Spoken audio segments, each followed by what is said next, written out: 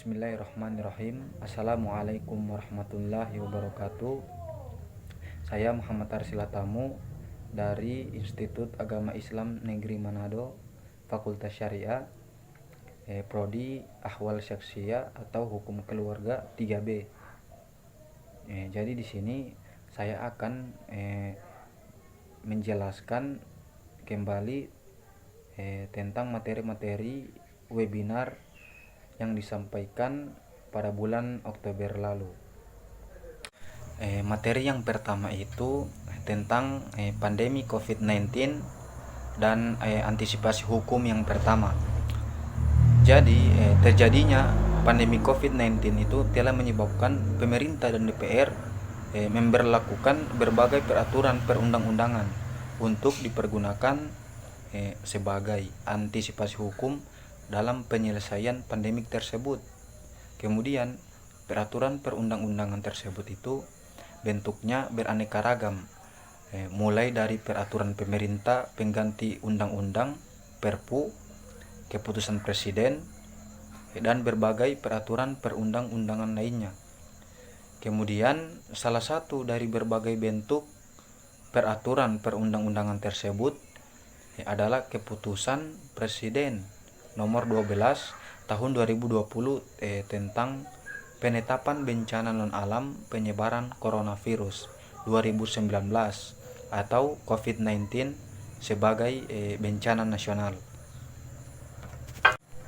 Kemudian yang kedua itu tentang pandemi COVID-19 dan antisipasi hukum yang kedua.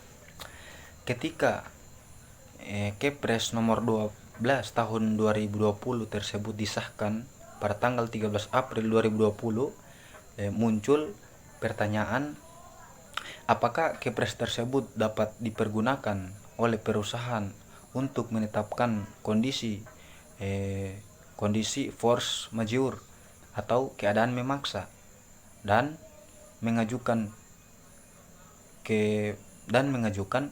kepalilatan. Hal tersebut itu akan menjadi pokok bahasan utama saya dalam webinar pada hari ini. Kemudian untuk membahas permasalahan ini, bahan presentasi ini akan membahas beberapa pokok permasalahan sebagai berikut. Yang pertama, apakah Kepres nomor 12 tahun 2020 tersebut serta-merta dapat digunakan oleh suatu perusahaan untuk menetapkan kondisi keadaan memaksa. Yang kedua, apa isi perjanjian antara obligor dan pihak terhadap siapa ia wajib memenuhi prestasi. Kemudian, apa saja jenis-jenis usaha obligor. Kemudian, bagaimana kemungkinan mengajukan kepalilatan.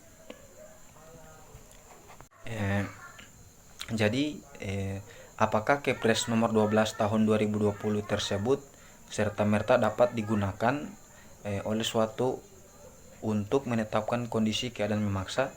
Jadi untuk menentukan apakah penetapan situasi COVID-19 sebagai bencana nasional termasuk keadaan memaksa perlu disesuaikan dengan kondisi dan situasi obligor atau juga pihak yang harus melaksanakan kewajiban atau prestasi dalam perjanjian sebelum dan saat COVID-19 terjadi. Kondisi dan situasi ini tergantung dari dua hal, yaitu yang pertama isi perjanjian dan yang kedua itu jenis usaha obligor. Kemudian apa isi perjanjian antar obligor dan pihak terhadap siapa ia wajib memenuhi prestasi. Jadi isi perjanjian itu menentukan apakah para pihak menyepakati suatu peristiwa yang menjadi dasar pemaaf bagi obligor dalam memenuhi prestasi, dan apakah para pihak dalam suatu perjanjian menyepakati peristiwa yang dapat dikategorikan sebagai force majeure. Di dalam hukum kontrak atau hukum perjanjian Perserikatan Indonesia terdapat alasan yang dapat digunakan oleh satu pihak dalam kontrak untuk tidak melaksanakan kewajibannya atau prestasinya kepada pihak lain dan tidak mendapat hukuman, yaitu keadaan memaksa. Jadi keadaan memaksa itu adalah pembelaan debitur untuk membenarkan tidak terlaksananya prestasi kontrak yang disebabkan oleh peristiwa yang di luar dugaan atau suatu keadaan yang menghalangi debitur untuk berprestasi, di mana halangan tersebut timbul di luar salahnya para pihak dalam perjanjian. Misalnya pasal 1245 Kitab Undang-Undang Hukum Perdata KUHP hanya menentukan akibat hukum dari keadaan memaksa, yaitu pihak debitur itu tidak harus membayar biaya, ganti rugi, dan bunga, tanpa menjelaskan apa yang dimaksud dengan keadaan memaksa. Jadi secara umum keadaan memaksa itu dapat dikategorikan menjadi dua. Yang pertama, keadaan memaksa absolut, dan yang kedua itu keadaan memaksa relatif. Jadi keadaan memaksa absolut merupakan situasi di mana seseorang benar-benar tidak dapat melaksanakan kewajiban atau prestasinya. Dalam hal itu terjadi keadaan memaksa absolut, maka akibat hukum yang ditimbulkan adalah adanya pengakhiran perjanjian. Adapun keadaan memaksa relatif merupakan situasi di mana suatu kewajiban atau prestasi masih mungkin dapat dilaksanakan, namun dengan pengorbanan yang sangat besar. Dalam hal itu terjadinya keadaan memaksa relatif atau hardship. Akibat hukumnya adalah penundaan kewajiban atau melaksanakan renegosiasi kontrak. Kemudian hardship itu diatur dalam Undroit Penciptes yang telah diratifikasi oleh Indonesia melalui Peraturan Presiden nomor 59 tahun 2008, yaitu tentang pengesahan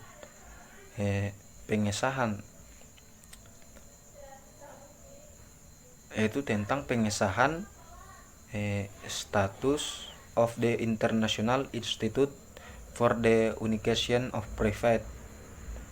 Jadi Perpres nomor 59 tahun 2008 ini itu diartikan sebagai situasi yang mengubah keseimbangan kontrak yang dapat terjadi akibat perubahan biaya pelaksanaan atau nilai pelaksanaan yang lalu menimbulkan kerugian bagi para pihak, dan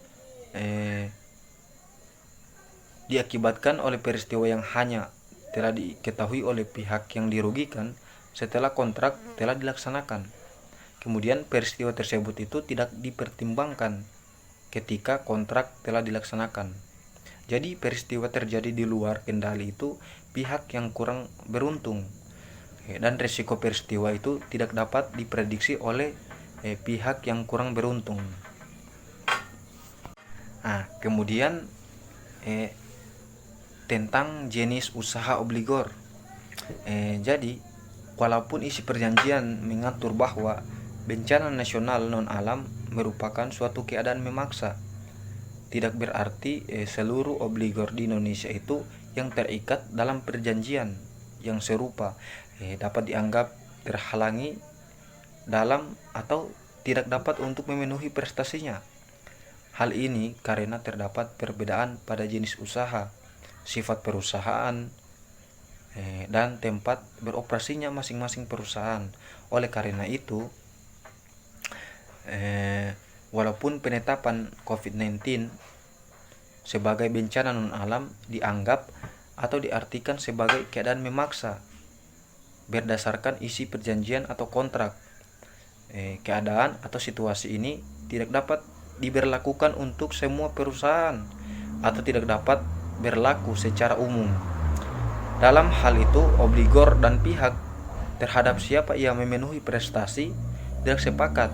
Apakah obligor yang tidak mampu memenuhi prestasi karena dampak dari COVID-19 dianggap wan prestasi atau karena keadaan memaksa? Maka pengadilanlah yang seharusnya menentukan apakah COVID-19 itu sebagai bencana nasional non-alam ketika suatu keadaan memaksa bagi obligor yang bersangkutan. Jadi materi yang terakhir itu menjelaskan tentang kemungkinan mengajukan kepailitan. Jadi kepailitan itu diartikan sebagai keadaan obligor yang tidak dapat membayar hutang karena sudah jatuh tempo. Alasan mengapa obligor tidak dapat membayar hutang ini itu harus ditentukan terlebih dahulu. Jika tidak bisa membayar hutangnya karena alasan-alasan terkait COVID-19 sebagaimana analisis terhadap penetapan kondisi keadaan memaksa di muka, maka pendapat hukum yang sama juga berlaku untuk perusahaan yang berniat untuk mengajukan kepailitan. Jadi itu saja yang dapat saya rangkum tentang materi-materi webinar yang disampaikan pada bulan Oktober lalu. Jadi saya minta maaf apabila ada kesalahan-kesalahan kata atau materi-materi yang saya sampaikan itu cuman sedikit. Jadi mohon dimaklumi. Ya, cukup sekian dari saya. Wassalamualaikum warahmatullahi wabarakatuh.